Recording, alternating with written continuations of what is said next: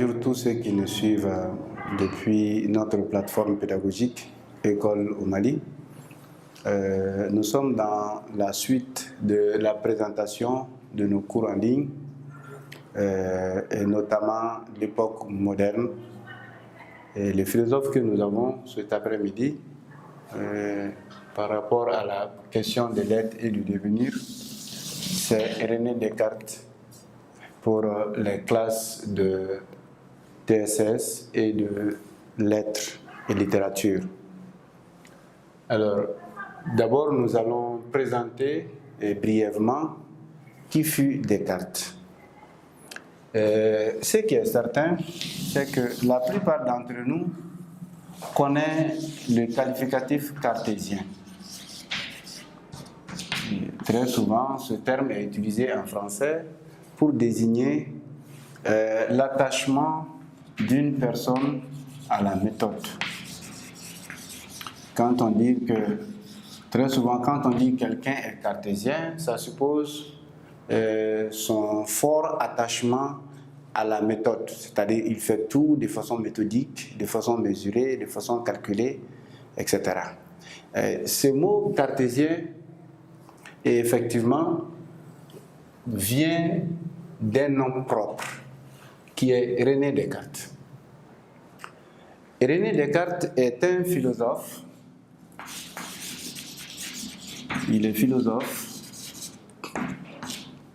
physicien et mathématicien français.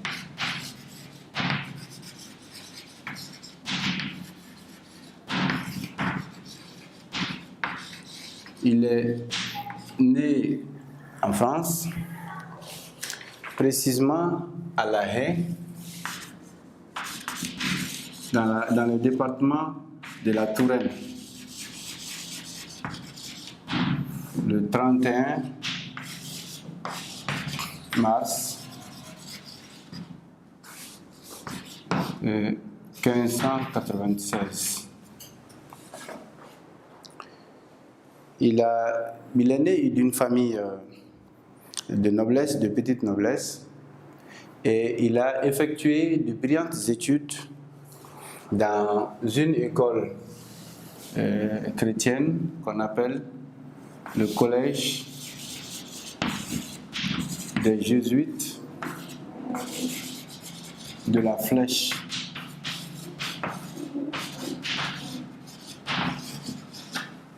Là, il a étudié entre 1606 et à la fin de ses études au niveau du collège des Jésuites, où il a été initié aux mathématiques, à la physique et même un peu à l'astronomie.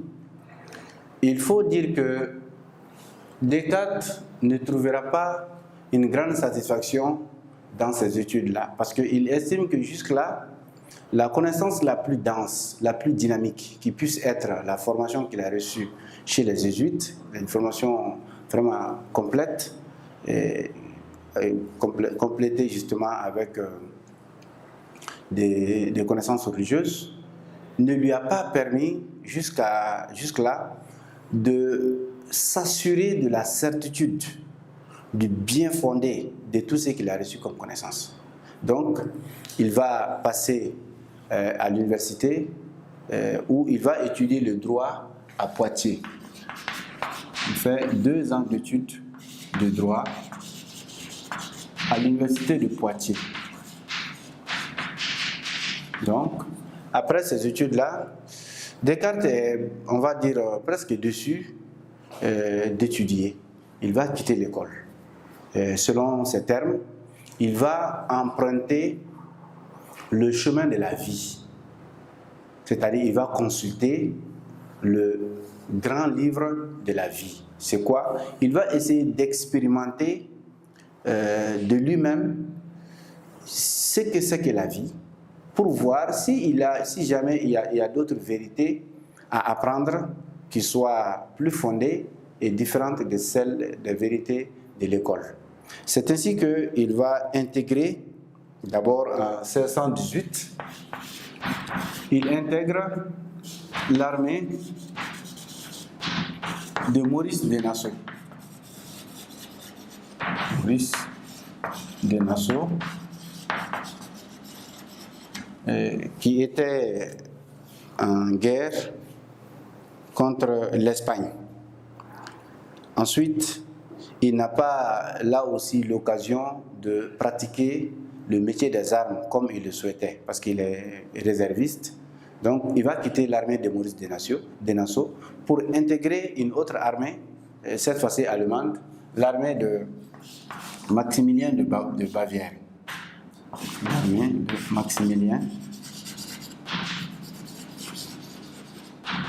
de Bavière. Et au même moment, c'est-à-dire concomitamment, Descartes continuait ses recherches en mathématiques, en physique, en philosophie. Il n'avait pas arrêté. Il était en fait à la recherche, comme je disais tantôt, de la certitude. Mais il était conscient d'une chose, que cette certitude ne pouvait pas être atteinte aussi longtemps qu'il n'avait pas mis au point une méthode pouvant permettre d'unifier toutes les sciences. Et c'est justement étant au sein de l'armée de Maximilien de Bavière pendant l'hiver, le 10 novembre, donc 1619, qu'il va découvrir sa fameuse méthode. Et la découverte de la méthode va être quelque chose de fantastique, quelque chose de merveilleux pour le philosophe. Parce que ceci était franchement son objectif. Il voulait voir dans quelle mesure on pouvait donc unifier les sciences et détecter la certitude à partir de tout ce que les différentes sciences, ça et là, essayent d'étudier. Donc après la découverte de la méthode, aussitôt, on va dire que l'objectif est atteint à moitié, il va quitter l'armée, il va arrêter son expérience militaire et il va entreprendre des voyages. Et il va parcourir pratiquement toute l'Europe pendant 9 ans. Et finalement, Descartes va s'installer en Hollande.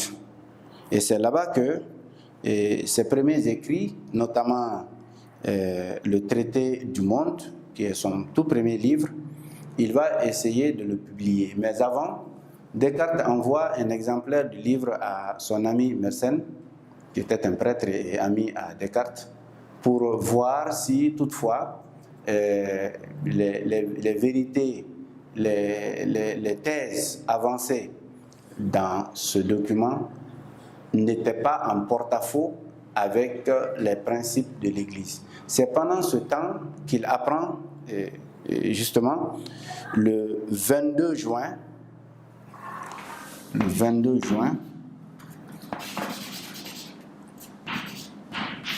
1633, la condamnation de son idole, la condamnation de Galilée, qui représentait une idole pour le philosophe. Donc, en ayant appris cette condamnation, Descartes va renoncer à la publication de ce livre. D'ailleurs, son ami va le conseiller complètement de l'anéantir. Sinon, il risque d'avoir des problèmes avec l'Église. Parce que vous savez que là, on est juste à la sortie de l'époque médiévale et l'influence de l'Église n'avait pas totalement fini et qu'elle pouvait toujours condamner des personnes, et comme ce fut le cas de Galilée, qui a été condamné à mort. Après cela, Descartes va séjourner à Paris entre 1644 et 1648. Pendant cette période, il fait la connaissance de Blaise Pascal, et laquelle rencontre va beaucoup l'influencer et va l'aider à raffiner, on va dire, ses différentes thèses en mathématiques et sa conception religieuse également. À cela, il faut ajouter, en tout cas, qui est du mérite de Descartes, c'est que c'est Descartes qui a jeté les bases des plans de l'école d'art et de métier de Paris. Et se promesse du roi de lui payer une certaine somme, lesquelles sommes n'ont jamais été versées à Descartes. Après cela, c'est en 1645 que Descartes reçoit l'invitation de la reine de Suède, qui l'invite à venir l'enseigner sa philosophie. Parce que Descartes était vraiment au sommet de sa célébrité et tout le monde souhaitait apprendre du cartésianisme. C'est ainsi que la jeune reine va inviter Descartes à venir lui dispenser des cours de philosophie. C'était en septembre 1645. Descartes d'abord va être très réticent à cette invitation et c'est jusqu'à la fin d'année, donc vers l'hiver, que finalement Descartes va décider de se rendre à Stockholm. Et donc là, il va être confronté à énormément de difficultés parce que on est en hiver, le rythme de travail est imposé à Descartes, plus la jalousie des doctes, c'est-à-dire les proches de la reine qui étaient jaloux de Descartes vu le traitement que la reine lui réservait et tout ça. Donc finalement, l'environnement ne lui serait pas favorable et surtout le climat et son état sanitaire fragile feront que finalement le philosophe va succomber, notamment le 11 novembre 1650.